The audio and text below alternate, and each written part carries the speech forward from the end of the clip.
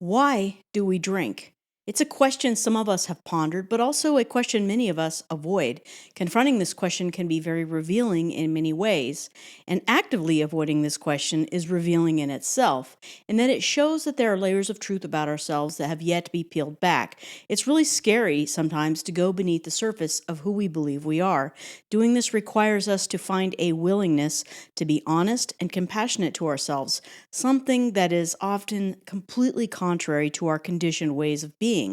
Our conditioning can often include a lot of self judgment and avoidance of uncomfortable feelings. Hello again, my name is Jess. Join me as we take an introspective look at some of the reasons why we drink alcohol. For a lot of us, our drinking starts out as a social activity, often beginning when we're teenagers. It was a fun and rebellious way to bond with our friends and have a lot of funny stories to tell for years to come.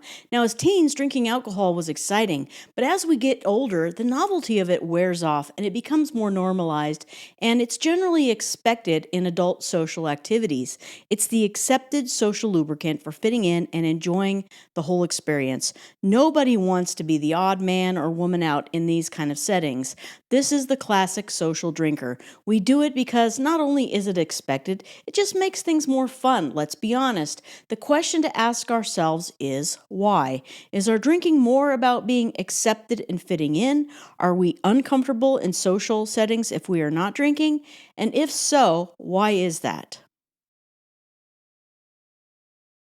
Modern life can be a lot to deal with. Our careers and jobs, they put a lot of pressure on us to move faster, to multitask more, to be more productive, sell more things, and to close more deals. And at the end of the day, we have to find a way to relax and unwind. Alcohol is a common way to cope with this stress, and because it just goes down so easy, so warmly, and it's so effective to numb out the stress of our lives, and it becomes our go-to way to cope with all the stresses of life, including our relationship problems, painful memories we may have, stress about work and finances. Ask yourself if this is you. Now, alcohol is just a band-aid, and it does not help you deal with stress in the long term, but rather it layers it on even thicker. So it might be helpful to ask if there is a more healthy way to deal with the daily stress of life. The human condition involves a lot of emotional suffering. We struggle with intense emotions at times, and we can become so desperate that we just want it to stop and may have even become depressed. And if we're drinking to excess, we don't care that it's harming us. This is when drinking is a problem, almost like a slow suicide. I personally drank to cope with emotional pain, and after several years, I realized that most of my depression was due to the drinking itself. It kept me stuck in a place where I felt unable to come out of the darkness. We might be struggling with anxiety and loneliness. I can assure you, alcohol is a liar. It doesn't help you. Ask the question, am I drinking to numb my inner pain? And are you willing to help yourself by facing unresolved emotions and find healthier coping strategies? An honest question is asked with a deep desire to do better. I served for 20 years in the military where drinking culture is rooted in deep tradition. It's just what we do. Even families have traditions of drinking. Drinking culture has infiltrated nearly every area of society in the Western world and beyond. There's nothing wrong with having a drink or two. I'm really not against drinking alcohol itself. I'm against me drinking alcohol, even if that means I'm not partaking in tradition. I say this because of the troubled road my use of alcohol has taken me down. It all depends on the individual and their particular proclivities toward problem drinking. So the question to ask is, do I drink because of my culture or traditions? And is it creating a problem for me personally? Again, what makes a question honest is a real desire for the truth. If you don't desire the truth, the question is pointless. Sometimes when I'm experiencing boredom, I remember how I used to deal with that. Boredom is a form of anxiety that stems from feeling incomplete in the moment. There's this feeling of uneasiness in the present because in our head, we want to be doing something else, somewhere else, besides being right here Now, drinking is a quick fix for the uneasiness of boredom and that weird feeling of inner division. But in the long run, it doesn't really help you deal with the real reasons why you feel fragmented and divided inside.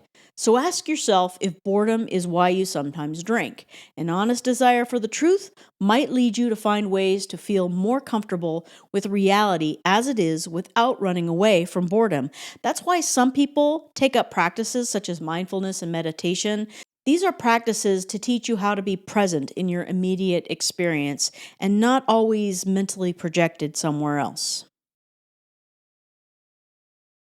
Now, there's many times I used alcohol as liquid courage, to loosen those inhibitions, to be more daring, to be more socially interactive. Of course, there were often regrets the next day. My natural demeanor is much more reserved and introverted. So, alcohol just transformed me into someone who's more fun, more interactive, and often put herself in embarrassing and sometimes dangerous situations. So, ask, is alcohol used as a means of altering who you are in order to have more courage, to be more daring, to be more fun, more social? And is that causing problems for you or others? Do you want to know the truth or not? A lot of us have experienced incredible trauma at some point in our lives. Most of us just try to bury it deep, but the pain is there and sometimes it feels like it's just going to burst through. And when it does, we might use alcohol as a means to numb it. You may have noticed just how ineffective this strategy really is, but you find that you still drink more and more. Drinking to excess on the regular, it changes your mental ability to process emotional pain. Your entire brain chemistry is affected by it. Detoxing your body and your brain from alcohol will give your brain time to heal, and that way you can take the steps to heal those inner wounds. The honest question seeks the truth. Do I use alcohol to cope with trauma and pain? Some people can drink in moderation and it has really no negative effects on their life. An occasional afternoon at the winery, a beer or two with friends, a holiday shot with your family. I pretended to be this kind of drinker for a long time, but in secret, that was not the case. If you are a take it or leave it kind of alcohol consumer that occasionally imbibes, that is great. For some reason, I'm not wired that way. So ask yourself, is moderation more your style, or do you feel inclined to do it more than on the occasional? Is it hard to abstain? Or is it really no big deal to not drink for long periods of time and just save it for those special occasions? In closing, I want to reiterate that gaining an understanding of the various reasons that lie behind our drinking habits means that we're being willing to take a journey into our inner depths. It's hard to find that willingness sometimes, trust me, I know, but the willingness is going to help us to soften our hearts and ask the honest questions that are going to flow out of a real sincere desire for the truth. Underneath all the layers of conditioned inner responses of our hiding, denial, resistance, self judgment, we will find what we really need. But compassion for ourselves is our very first need. Without a sense of this, it's going to be really hard to find our depth. So, once again, I hope you found this video helpful. Thanks for watching, and I hope you join me for the next one.